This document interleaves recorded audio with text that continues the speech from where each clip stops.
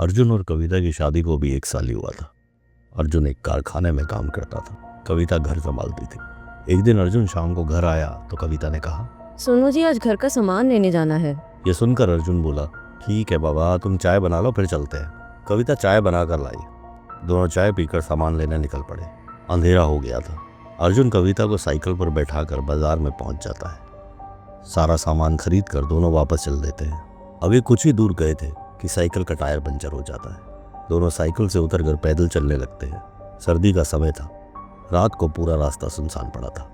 कविता ने कहा, अर्जुन, मुझे डर लग रहा है। यहाँ कोई भी नहीं है और हमारी साइकिल भी पंचर हो चुकी है। कविता की बात सुनकर अर्जुन हंसने लगा। अरे तो क्या हुआ, तुम तो बेकार में ही डर रही हो। मैं हूं ना तुम्हारे साथ, डरो मत। आगे एक पंचर बनाने वाले की दुकान है, वहाँ पंचर लगवाकर जल्दी घर पहुँच जाएंगे। दोनों तेज तेज कदमों से आगे बढ़ रहे थे। अचानक कविता के बालों के पास से एक तेज हवा का झोंका गुजर कर जाता है, जिससे कविता रुक कर इधर उधर देखने लगती है। अर्जुन उसे देखकर कहता है, क्या हुआ, रुक कैसे गई, जल्दी चलो। कविता अर्जुन का हाथ कसकर पकड़ लेती है। अर्जुन, यहाँ कोई है। अभी अभी मुझे ऐसा लगा जैसे कोई मुझे पीछे से छू कर निकला है। अर्जुन इधर उधर देखता है, लेकिन उसे कोई नजर नहीं आता। वह कहता है, कविता कोई नहीं है, चलो। दोनों तेजी से कदम बढ़ा रहे थे। तभी उन्हें कुछ आवाजें सुनाई देने लगती हैं। ये आवाजें साइड में खड़े पेड़ों के पीछे से आ रही थी। इस बार अर्जुन भी थोड़ा डर जाता है। तभी अचानक लाइट चली जाती है। स्ट्रीट लाइट बंद होते ही चारों ओर घना अंधेरा पसर जाता है। कविता की तो चीख निकल जाती है। वह हाथ से टटोल कर अर्जुन का हाथ पकड़ने की कोशिश करती है, लेकिन उसे अर्जुन कहीं दिखाई नहीं देता। कविता वहीं रुककर अंधेरे में अर्जुन को देखने की कोशिश करती है। कविता बुरी तरह से डर जाती है। वह 2 कदम आगे बढ़ाती है, लेकिन यह क्या, वह किसी चीज से टकराकर गिर जाती है। गिरते ही कविता की कोहनी से खून निकलने लगता है। इसकी परवाह करे बगैर वह अर्जुन अर्जुन चिल्ला रही थी। वह उस चीज को जिससे वह टकरा कर गिरी थी टटोलती है। अरे ये क्या है, ये तो अर्जुन की साइकिल गिरी पड़ी है। कविता बहुत घबरा जाती है। वह उठकर खड़ी हो जाती है।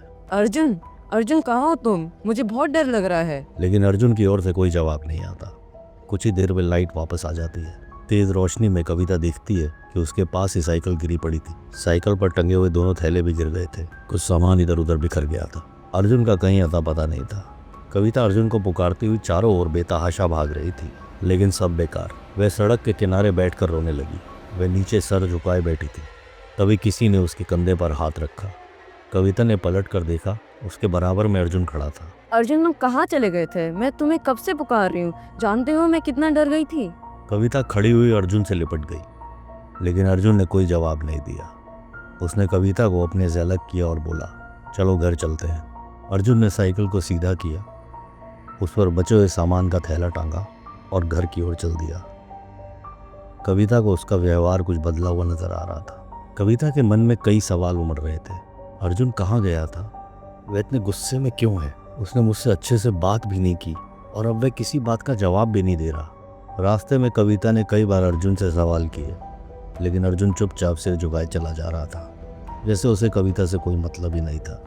अर्जुन के इस व्यवहार से कविता बहुत परेशान हो गई। घर पहुंचकर कविता किचन में खाना बनाने चली गई। अर्जुन अपने कमरे में जाकर सो गया। कविता उसके लिए खाना बनाकर लाई, लेकिन उसने दरवाज़ा नहीं खोला। काफ़ी आवाज़ देने पर भी जब वह नहीं जगा तो कविता बाहर ही एक चादर बिछाकर सो गई। सुबह कविता ने अर्जुन से बात करने की कोशिश की, मगर वह तो गुस्से में बोला, मैं तुझसे नफरत करता हूँ, दूर रह मुझसे। अर्जुन की आंखें लाल अंगारे की तरह दहक रही थी। कविता बहुत डर गई। उसने कुछ नहीं कहा। अर्जुन अपने काम पर चला गया। धीरे धीरे अर्जुन का व्यवहार बदलता जा रहा था।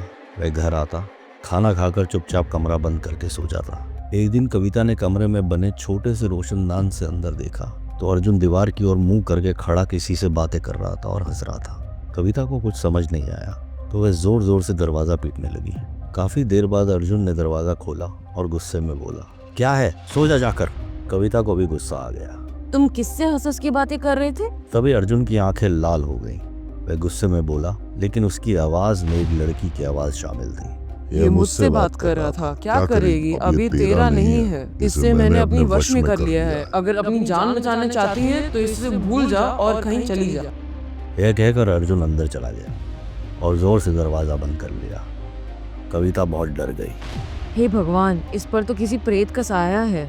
कविता पूरी रात रोती रही। सुबह अर्जुन कविता से बात किए बगैर काम पर चला गया। कुछ ही देर में दरवाजे पर दस्तक हुई। कविता ने दरवाज़ा खोला तो सामने अर्जुन का दोस्त राकेश खड़ा था। भाभी, अर्जुन है क्या? वह कई दिन से काम पर नहीं आया। मालिक ने मुझे पता करने भेजा है। अगर कल तक वो काम पर नहीं आया तो उसे नौकरी से निकाल देंगे। कविता को गहरा धक्का लगा। उसने कहा, भैया अभी वह कहीं गए हुए हैं, मैं शाम को उनसे बात करूंगी और कल काम पर जरूर भेज दूंगी। राकेश के जाने के बाद कविता घर से निकली। वह एक तांत्रिक को जानती थी। वह उसके पास पहुंच गई। उसने तांत्रिक को सारी बात बताई। तांत्रिक बोला, बेटी, उसे किसी तरह मेरे पास ला। वैसे तो ये काम मुश्किल है, लेकिन फिर भी तू कोशिश कर। अगर वह ना आया तो उसका कोई कपड़ा ले आना। मैं उससे ही उस प्रेत आत्मा को बुलाऊंगा।